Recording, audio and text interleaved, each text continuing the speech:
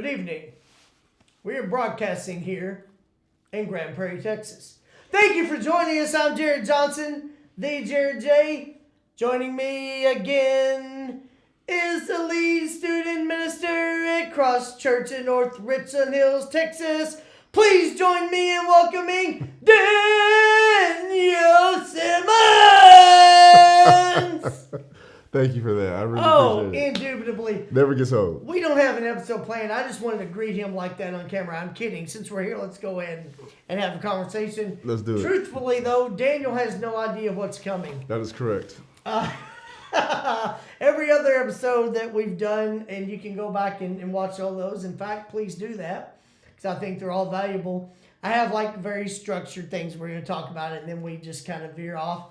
Today, I've got some things in mind, but Daniel has no preparation for this. So, first question, just to kind of set a baseline.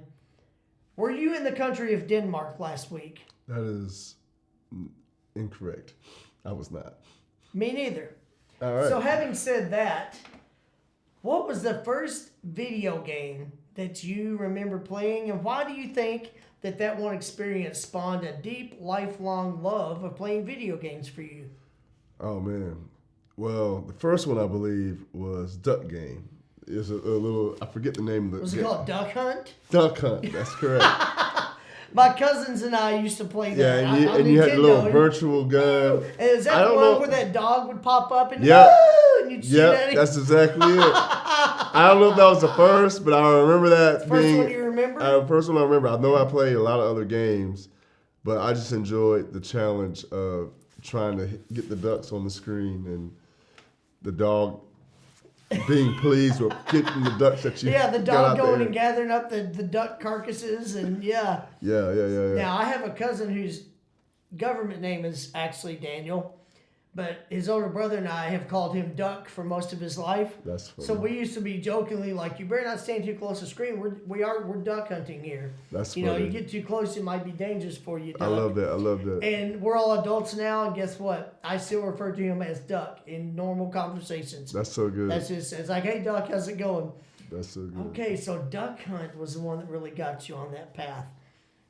Now, on most Tuesdays, you will not be found ice fishing, correct?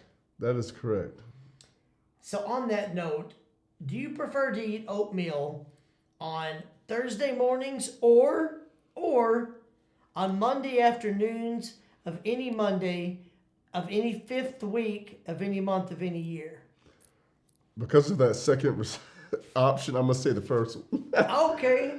Probably Thursday mornings. Is that just because Thursday mornings come around every week and the fifth Monday, you don't know when that's going to really be? Pretty much. And more likely, I'm going to eat oatmeal in the morning. I'm not going to eat it during later in the day. Okay. So both of those factors led to your decision. Yes. Okay. Now, do you like brown sugar cinnamon Quaker better than cream of wheat? Cream of wheat's different, but would you say I'm more of a brown cinnamon person. Okay. Yeah. Now, do you prefer the Quaker brand oatmeal over all others? Would you say it's probably superior? Quaker is what I remember growing up on. I like cream of wheat. I also like Kroger. I also like Quaker oatmeal that can be purchased at Kroger. Right. But also Kroger brand oatmeal is actually pretty darn good too. Just a little I haven't had oatmeal in a while there. though, so. Me neither, but now that I'm talking about it, I kind of want some. Yeah, that'd be good. Now that I've got me thinking about it.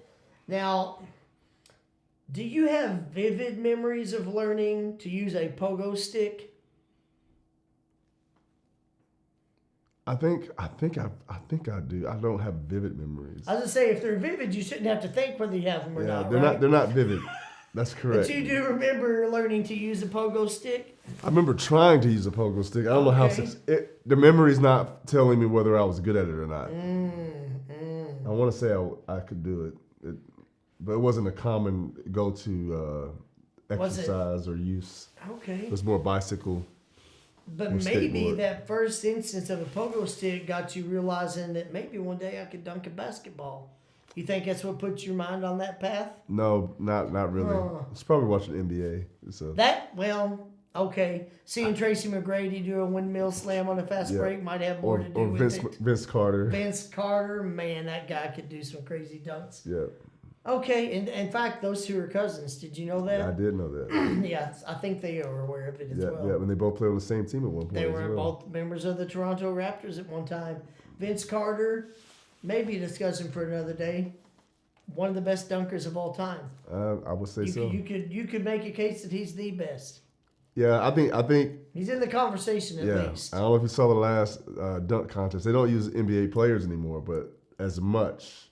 Well, no, it wasn't NBA. It was Mac McClung. Oh yeah. Mac McClung and I forgot who the other guy was, but Mac McClung stole the show for sure. I have not seen that one. Yeah. There's a show that was on TNT for a while called Dunk Kings. And it was a dunk tournament where it was actually not NBA players. Yes. But they had like Charles Barkley and Shaquille O'Neal and Kenny Smith and Julius Erving, some of those guys judging. And Kenny Smith even said, "These are the best dunkers I've ever seen." I mean, Dominique, Michael Jordan, anybody. Oh, yeah, for sure. He said, none of these, I don't know if any of these guys have a handle or a jump shot or can play defense, but these guys are the best dunkers. And I watched some of it, and it was like guys that had normal everyday jobs that could just dunk crazy. Like, you would not believe the kind of stuff. It's an art for them. They definitely spend a lot of time working on it. I was like, but without the Julius Ervings and the Michael Jordans and the Dominiques, those guys couldn't have studied to get to where they are now. But yeah, the guy that I remember, and he's not famous, I just know him from Dunk King, that he won Dunk King season 1 and season 2. His name was Porter Mayberry, 5'5", which is my height. So when I saw that, and I was like, he's in this competition? Okay, cool, let me watch. Not only could he dunk, he won both seasons. Wow. He jumped and like cleared Shaquille one time, like hurdled over him and dunked. I was just like, my goodness. So yeah, there are some everyday people, so to speak, who may not have a chance of playing in the NBA that can just blow you away with the athleticism that it takes to be a great dunker. Yeah, it's crazy, man. It's fun watching people that aren't above 6 foot dunk because it just looks better, and how much they have to fly to get up there. It's more impressive in my opinion. I think so too, and especially me living my life at that height. Fun fact, I've never dunked, well, on a 9-foot goal when I was younger. Not on a 10-foot goal. Right. So to see someone who's like literally my height and realize how much higher they have to jump than a Vince Carter even, who's 6'7", 6'6", maybe. Yeah, that is extremely, extremely impressive. Now, it really is. Have you ever heard of the 1991 feature film Boys in the Hood, written and directed by John Singleton?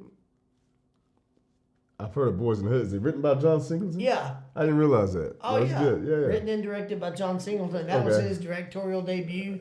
That was what launched his career. Oh, wow. He was actually a production assistant on a TV show called Pee-wee's Playhouse. Wow. With Pee Wee Herman. He did. Pee-wee's Yes. And he met, that's how I didn't realize that. That's how he met Lawrence Fishburne. Lawrence Fishburne had a recurring role of a character named Cowboy Curtis on Pee-wee's Playhouse. Gosh. And after John Singleton years later wrote this script, he was able to get Lawrence Fishburne to play a strong supporting role in the film Boys in the Hood. Yep. So on that note, when I was 15 years of age, me and some friends of mine that I went to church with were at an amusement park in Santa Claus, Indiana. Yes, that's the actual name of the city. The name of the amusement park is Holiday World. When I was a little kid, it was called Santa Claus Land. Now it's called Holiday World. But anyway, we were there, me and 3 or 4 of my friends. Actually, I think our youth group was there, but I was hanging out with like 3 or 4 of my friends. And my friend Dave Taylor, who went to be with Jesus in September of 2022 after a year and a half of stage 4 esophageal cancer. Wow. He was with us. We were all 15 at the time. Well, Dave was like, I don't know, 40 yards away. Well, I meant that. Maybe like 25 yards away, like at a water fountain. And me and a couple other guys were standing there. this girl who worked at the park was walking through, and she had this big sign with someone's name on it. The first name was Billy. I don't remember the last name. But she was like looking for somebody named Billy, and they had this description: short brown hair, 5'10", wearing a green and white striped shirt. Your parents are looking for you. In that moment, I just got the idea. Oh, wouldn't this be funny? So I didn't tell my other friends, but they just rolled with it when they saw what I was doing. I waved her down. I said, you looking for Billy? I said, hold on, Billy! And I started screaming. Dave's getting a drink of water fountain. He doesn't know what I'm doing either. He turned and looked and smiled, but because I was such a prankster, he also just rolled with it. He came walking over and was like, Billy, come here, man. I said, your mom's looking for you. He read the sign and laughed. He's like, oh, okay. I said, what's the matter with you? You didn't tell her you were hanging out with us today? I said, where are his parents? And I never cracked a smile. This is before I ever was training to be an actor. Didn't even know I was going to be one. That's but funny. I said, where? I said, you saw? She said, yeah, his mom's at the entrance. I said, well, can you show? I said, come on, man. I said, what's wrong with you? He's like, So we start walking with her. And Dave was 6'2.5", around 200 pounds, shoulders broader than most doorways. He didn't fit that description at all. So I then even read off of her sign, and I said, 5'10", short brown hair. And I asked her, I said, does he look 5'10" to you? She looked at me and she said, no. I said, green and white straight shirt. I said, Billy, how good a look did your mom get at you before you left the house this morning? She really messed this up. It's a fortunate thing we saw you. They'd have never found you with this description. That girl still didn't realize it was a joke. Even after I said all that, we kept walking with her. That's crazy. I assumed that the moment she saw him, she was going to go, that's not him. She fell for it, and I really, looking back, it was very cruel. I wasn't trying to be mean, but we walked for like 10 minutes with her. We walked halfway across the amusement park. Right before we got to the entrance where this guy's mom was, I said, you know what? I really need to admit this to you by now. This is not Billy. His name's Dave. He's like 6'3". This is not who you're looking for. She gave me the most despicable look. She just glared at me. She's like, are you serious? I laughed. I said, yeah, I thought you could tell it was a joke. He didn't fit this description. Then I'm like insulting her and telling her it's not aiming to. But I was like, no, I thought you could tell. Like, this is obvious joke. She goes, you guys are jerks. You wasted so much of my time. She stormed off. we laughed and kept walking. But then I really did feel bad. I was like, she still got to find the actual guy that she's looking for. Right. His family's still waiting for her. We just wasted a colossal amount of this young lady's time. That's but crazy. Again, I expected her to go, okay, guys, shut up, that's not him, and keep walking. Once she fell for it, I'm sorry to admit, part of me couldn't let it go. I was like, oh, well, this is working. Let's see how long it takes her to figure it out. So we just kept walking. That's crazy. What a story. That is so crazy. And you committed all the way to the end, just about. Never cracked a smile. Oh, we got to the entrance right before his mom, and then I was like, I got to tell you something. This isn't the guy. These aren't the droids you're looking for. Right. And she got so mad. Wow. Again, I kind of hate, I don't know who she is now. If you're an adult and you see this and realize it's you I'm talking about, I really am sorry. We didn't know her, but I genuinely thought she was going to know it was a joke. Yeah. But once she did, I could have not wasted her time. I committed to it. Just kept going. I mean, it speaks to the power of influence. And just it does. commitment. Like, how easy was it for me to plant the idea in her mind? She wanted so bad to find this guy and take him back to his parents that she fell for it that fast. So she didn't know the guy, apparently. No. She worked there. And the mom was at the entrance and said, I can't find my son, and just gave a description. And this lady she was about our age, teenage girl, walking around the park just holding up this sign saying that she was looking for this guy with this description. Wow. I convinced her without hardly any effort that my friend so Dave, crazy. who looks at nothing, and none of my friends, I gave them no warning. I didn't even huddle my other friends and say, oh, let's do this. I just got the idea, rolled with it. They just know me well enough. They're like, okay. And then when I started yelling, Billy, Dave just heard my voice and turned around. I was like, come here, man. He came walking over, not knowing why I was addressing him by another name. He also just went with it. That is crazy. So are y'all all actors? No, I'm the only one that ended up going that route. That is so crazy. Because the rest of them didn't so say y'all much. didn't do theater or anything like that in No. school? Wow. I never did anything like Just that. completely at that improv time. it. Literally, I just thought it would be funny, improv it, and rolled with it. Wow. And That's pretty impressive and crazy. And it's all at the same time. Like, yeah. Yeah. You know, I did kind of ruin that girl's day.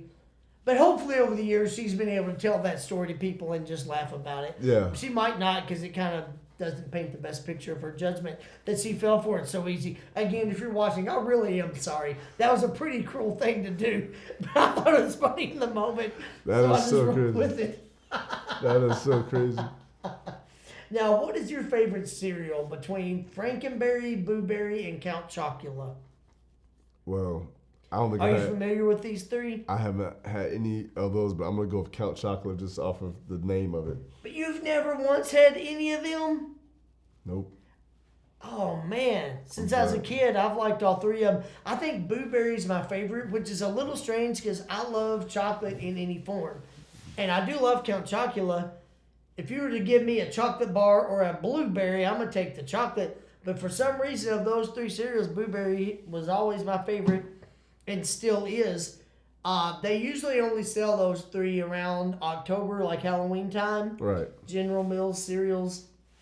To this day, I will typically buy one box of each in October and just have to consume.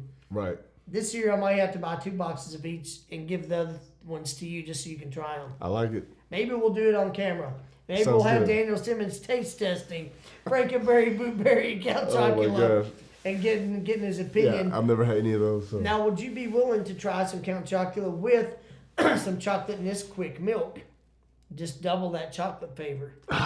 Maybe. I don't know. You could also do Frankenberry with some strawberry Nesquik milk. Kind of be the same thing. Never done. I've only done whole milk, or I've never done any other milk in my cereal than regular milk. Really? Now, have you ever had chocolate or strawberry milk, just not in cereal? I've had chocolate milk for sure. Strawberry milk, I think I might have had it, but it wasn't. I didn't go out of my way to get it. I'll put it that way. Interesting. So you don't even know the answer to whether or not you'd rather drink strawberry Nesquik milk or Pepto-Bismol. They're both pink, but which one would you prefer? You may not know. I would definitely prefer chocolate milk. I mean, strawberry. But how do you know if you've never tasted it? You might like Pepto-Bismol better. The functional purpose for Pepto-Bismol is why I wouldn't. You don't want to be in a situation where you feel like you need Pepto-Bismol. Right, really right. do any of it. But Right. I recently, just to see what it would be like, poured a glass of regular, just 2% white milk, took some chocolate syrup and some strawberry syrup, poured both of them in, stirred it up, and drank them in the same glass. It was pretty good. Okay. Yeah, I just literally had thought to myself, well, I've never done this before. Right. Which is not always the best way to make decisions. Right. But I was like, let me just see what this is like. Yeah, normally when that phrase is used, something bad's about to happen. Yeah, I was about to say, not always the best way to go through life. But I just thought, hey, let me try this out. Now, similarly to that, have you ever had that candy called Whoppers, the little malted milk balls? I have, but I don't go out of my way to get them. Okay, Yeah. so the same person that offered them to you offered you the strawberry milk, maybe? Something like that. Okay, and you're probably familiar with the Burger King Whopper sandwich. I am. One day, several years ago, if y'all wonder sometimes why certain things cross my brain, I don't know how to explain it either, so don't feel bad for being confused. But I just wondered to myself, what would it taste like if I took some Whoppers and put them on a Whopper? I like Whoppers and I like Whoppers. So I stopped at Walmart that very day, bought a box of Whoppers, went straight to Burger King, ordered a double Whopper sandwich, went home, took 2 malted milk ball Whoppers, put them under the bun on the meat, and I had what I call a double Whopper. And it was pretty good. I don't think I'll do that. That sounds a little bit too creative for me. Maybe we'll have to try that one again too. I'd rather try the milk idea first. Okay. Well, Chocolate milk. maybe you chocolate. can do that while I'm having a double whopper. You can do that. You might change your mind. Maybe. It may not have been the greatest thing in the world, but similarly, one time, because I have had pineapple pizza, I wondered what a banana pizza would be like. So I sliced up a banana and put some on a pepperoni pizza and ate it, and it was pretty good too. You are quite the ingenuity type person. My brain never stops working, Daniel Simmons. It just runs it. in all kinds of directions. So yeah, sometimes I get ideas and I just think, why not? let me see what that's like. Yeah. Right. Again, don't try this at home. Not always the best decision making process. Right. But would you say at this current time, do you have aspirations of one day becoming a bank manager? No. Me neither. And when was the last time that you defeated Calvin Johnson in a one-on-one game of basketball? We never had a Former Detroit Lions wide receiver Calvin Johnson. I've been on the same court with Calvin Johnson before. You never played him one-on-one? But I didn't play him one-on-one. But it's always been we your shot on the assumption. same goal. Okay. But it has always been your assumption that defeating him would be pretty easy for you. I don't know if it'll be easy, but... But you're pretty sure you could do it. Maybe. He's 6'5", about 240, but that doesn't mean that you couldn't beat him. That's true. Right. Basketball, at least. Basketball, you think you could cover him one-on-one, run down the field in football? Probably not. For the time he played, he was one of the best wide receivers in the entire NFL. Yeah. And I would rank him pretty high of all time. The longevity wasn't quite the same as some receivers. Right. He retired when he was still phenomenal. He just chose to. But he could have kept playing. You've been on the same court with him. Yeah. Didn't you tell me that y'all's dads knew each other and y'all used to be in a Bible study together or something? No, he was in my... I don't know about dads knowing each other, but I'm assuming that was there. But he was in my Bible study class. Did y'all go to church together? We were at the same church, yeah. Okay. Yeah. Wow. Yeah. So I knew him when before he was Calvin Johnson, Megatron. That was still his legal name. People just didn't know him on a wide scope now. Yeah. Well, I mean Calvin Johnson's Megatron. The Megatron was a qualifier. He did play at Georgia Tech, and and that's when I ran into him at the basketball court. Was at Georgia Tech. Okay. Interesting. Hello, Calvin Johnson. I am a big fan. I'd love to have you as a guest on the show. Let's go ahead and get that scheduled, and maybe Daniel Simmons can drop by that day. Maybe I can get him to try a double whopper if you're on the other side. If we're interviewing you, maybe we can together talk him into trying a double whopper. You can try one too, Calvin. We can all talk about it. That's hilarious. Seriously, I would love to have you as a guest on the show. Yeah, he was phenomenal. I was a big fan of him. Now, this may be one of my final questions. You may have heard the phrase, the importance of being earnest. Like, it's important to be sincere, right? Right. But I'll ask you this. Is being earnest really any more important than being Otis? What is Otis? Well, like if someone's parents name them Otis, isn't it just as important for Otis to be Otis as it is for someone to be earnest? In that context, sure. Yeah, I think so too. That makes sense. Why shouldn't it be important for Otis to be Otis? I'll even give you this. Someone named Ernest could be sincere, and they would be earnest being earnest. But they can't be earnest being earnest and being Otis. However, someone named Otis can be sincere, and Otis can be earnest while being Otis. Just something to consider. That is something to consider. That's not something that had ever crossed your mind before? Nope, not at all. That's Me neither until I thought about it. Different level of thinking there. That's one way to say it. And how long do you intend to continue perfecting the art of ceramics? Ceramics? Well, I would have to start. Okay. So in order to, like anything, in order to continue it, you first must start it. Yes. Wisdom, right there. There you go. You can't finish something until you start it. Right. All right. Well, Daniel Simmons, unless you have any other questions, I'm going to go ahead and land the plane on that one. This had a very different connotation than our last episode. Fair enough. Where we talked about some very heavy subjects. Seriously. But this had its own merit. So thank you all so much for joining us today. If you did like the episode, I hope you liked it as much as we did. Yes. Because I can be Ernest and be Jared, just like Otis can be Ernest and be Otis. If you did like it, please show that by clicking the like button. Also, if you've not already done so, Calvin Johnson, please subscribe to the channel. It will help enable me to continue to bring you this type of content and many other types as well. So for Daniel Simmons, hello again, Calvin Johnson. Have a double whopper. I'm Jared Johnson, the Jared J. Thank you all for joining us. I hope you have a great week, and I hope I see you again real soon. That's Some right. chocolate.